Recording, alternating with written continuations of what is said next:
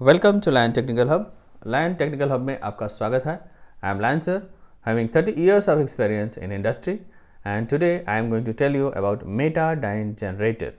or you can say Metadyne exciter। तो बच्चों, इसमें होता क्या है कि जैसा आपने देखा, यहाँ पर है मेन वेरिएटर वाइंडिंग, यानी कि जो हमारा एम्पलीफायर का आउटपुट आता है वो यहाँ पर कनेक्ट होता है मेन वेरिएटर वाइंडिंग। ये जो वाइंडिंग है इसको बोलते हैं मेन वेरिएटर वाइंडिंग। और आप ये जो देख रहे हैं ये रोटेटिंग पार्ट है। जब जनरेटर हमारा रोटेट होता है तो उस कंडीशन में ये हमारा रोटेट होता रहता है, और यहाँ जो फील्ड है जनरेट होती है, ये जो फील्ड है इससे इसके अंदर जो कंडक्टर्स हैं वो कट होते हैं। और यहाँ पर आप देखिए 1 और 2 यहाँ 2 ब्रशेज हैं, और 3 और 4 यहाँ 4 ब्रशेज लगे हुए हैं, राइट। तो यहाँ आप देखिए 1 और 2 ये जो 2 ब्रशेज लगे हुए हैं, यहाँ पर भी एक वाइंडिंग है और इसको हम बोलते हैं एम्पलीएटर वाइंडिंग, राइट। तो एम्पलीएटर वाइंडिंग है, और मैं इसके फंक्शन भी बताऊंगा। और दूसरा जो आप देखिए यहाँ 3 और 4 है, यानी कि यहाँ से जो कनेक्टेड है ये है कंपनसेटिंग वाइंडिंग इसके थ्रू, यानी कि एक कंपनसेटिंग वाइंडिंग यहाँ पर सीरीज में आती है, और इसके थ्रू जो है हम इसको सप्लाई देते हैं सर्वो मोटर को, राइट। तो ये जो है सर्वो मोटर, यानी कि आप यहाँ पर देख लीजिए ये सर्वो मोटर को सप्लाई मिली, और इसकी जो फील्ड है यानी 220 वोल्ट डीसी ये जो है परमानेंट इसको दे के रखते हैं और एनर्जाइज रहती है सर्वो मोटर को, राइट। अब मैं आपको इसका फंक्शन बताता हूँ कि जब एम्पलीफायर आउटपुट यहाँ पर मिलता है और मेन वेरिएटर वाइंडिंग को, तो इससे जो है जो भी कंडक्टर यहाँ कट होते हैं तो उसमें जो EMF इंड्यूस होता है, जैसा कि आपने जनरेटर के पहले पढ़े होंगे, तो वो जो वोल्टेज इंड्यूस होता है, क्योंकि 1 और 2 जो है यहाँ से शॉर्ट होते हैं यानी थ्रू ब्रशेस, और इनफैक्ट आप देखिए तो ये जो वाइंडिंग है इसके थ्रू शॉर्ट होते हैं, यानी कि डेडली शॉर्ट नहीं होते हैं। तो इससे क्या होता है कि ये जो वाइंडिंग है इसके अंदर करंट फ्लो होता है, और करंट फ्लो होता है तो इसमें भी एक फ्लक्स जनरेट होता है, राइट। और ऐसा आप जानते हैं कि जब ये फ्लक्स जनरेट होगा और मेन फ्लक्स यहाँ पर आपका जो वेरिएटर वाइंडिंग में है इससे भी जनरेट हो रहा है, तो ये जो फ्लक्स है ये जो जनरेट होगा तो इससे भी जो है हमारे जो कंडक्टर हैं कट होंगे और हाई वोल्टेज जनरेट होगा, और उससे क्या होगा कि और वोल्टेज जनरेट होगी। और ये जो है 3 और 4 आप जो देख रहे हैं ये यहाँ पर है, और इससे जो है वोल्टेज जो है यहाँ से कंपनसेटिंग वाइंडिंग के थ्रू इसको दिया हुआ है, यानी कि इसके आर्मेचर को, सर्वो मोटर को। तो ये जो यहाँ से आपका जो है सीरीज में है कंपनसेटिंग वाइंडिंग, वो जो है यहाँ पर भी आपको ये अपोज करेगा, यानी कि ये सीरीज में है तो इसको अपोज करेगा, जिससे कि इसका जो फ्लक्स था यानी कि वो कम हो जाएगा, राइट। तो अभी आप देखिए कि ये कंपनसेटिंग वाइंडिंग, यदि इसमें कंपनसेटिंग वाइंडिंग है हमारा, ये कंपनसेटिंग वाइंडिंग 100% यूज़ कर रहे हैं, 100% अगर यूज़ कर रहे हैं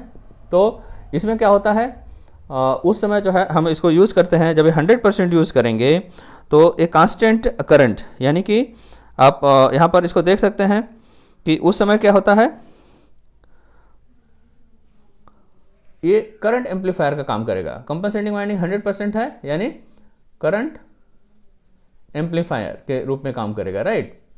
एम्पलीफाइंग। और जब ये 40 से जो है 60% की अगर कंपनसेटिंग वाइंडिंग होती है, कंपनसेटिंग वाइंडिंग, तब ये होता है वोल्टेज एम्पलीफायर, एम्पलीफाइंग में काम करता है, राइट। तो अब हम ये देख सकते हैं कि कंपनसेटिंग वाइंडिंग क्या है।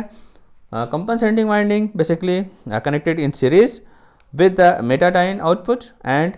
is so wounded that the field produced by it opposes the secondary field। secondary field यानी ये फ्लक्स 1 जो था जनरेट हुआ था, ये phi2 इससे जनरेट हुआ, तो ये आपका इसको अपोज करेगा, यानी कि ये जो फील्ड इससे जनरेट हो रही थी इसको अपोज करेगा कंपनसेटिंग वाइंडिंग, राइट। और in this way it's assist the main exciting, यानी कि मेन जो है वेरिएटर का था इसको असिस्ट करेगा इस फील्ड को। The small signal current from the amplifier, ये यानी कि एम्पलीफायर से जो स्मॉल सिग्नल करंट आ रहा था उससे जो है ये जो है कट हो रहा था, और इसके वजह से जो है इसके अंदर जो जनरेट हुआ था आपका वोल्टेज एंड फाइनली जो फ्लक्स जनरेट हुआ था,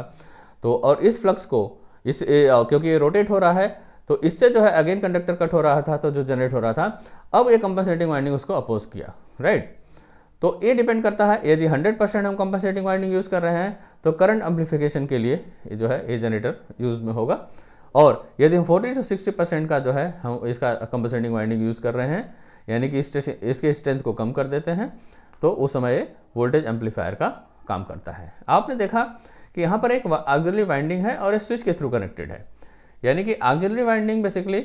तब यूज़ होती है जब आपको इमीडिएट स्टॉप करना होता है, या आप बोल सकते हैं कि लिमिट स्विचिंग, यानी कि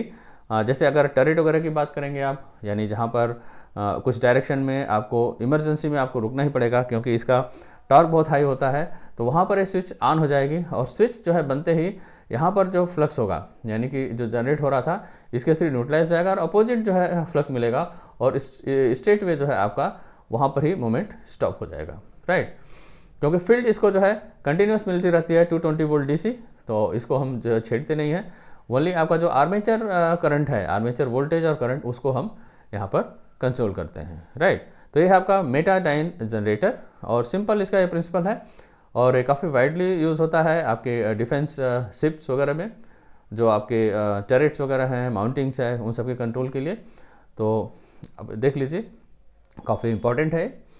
तो ये है आपका, और अगर एम्पलीएटर वाइंडिंग का हम फंक्शन देखें, यानी कि इस एम्पलीएटर वाइंडिंग जो है, तो primary current is short circuited through 1 और 2, ये जो ब्रशेज हैं, शॉर्ट सर्किटेड इन सेंस ये डेडली शॉर्ट नहीं है क्योंकि इसके अंदर वाइंडिंग है, तो इसके थ्रू दिया हुआ है। In fact it is not short circuited but connected through a field winding which is having very low resistance, right, is known as amplidyne winding. It is arranged in such a way that its field exists to the primary field phi 1 and ये क्या करता है, it assists the primary field phi 1, यानी यहाँ पर जो होता है ये phi 1 है, इसके थ्रू जो है अभी सेकेंड जब इसका बैक EMF डेवलप हो जाता है तो उससे क्या होता है कि वो अपोज करता है, तो वो जो है इसको जो है रिड्यूस करता है फ्लक्स को, राइट। तो अभी क्या है, हमारा जो एम्पलीएटर वाइंडिंग है ये phi 1 को असिस्ट करता है, right, and increase the output of the metadyne. जब इसको असिस्ट करेगा तो आउटपुट जो है मेटाडाइन का बढ़ जाएगा, right. Amplidyne is use for constant current and constant voltage amplifier.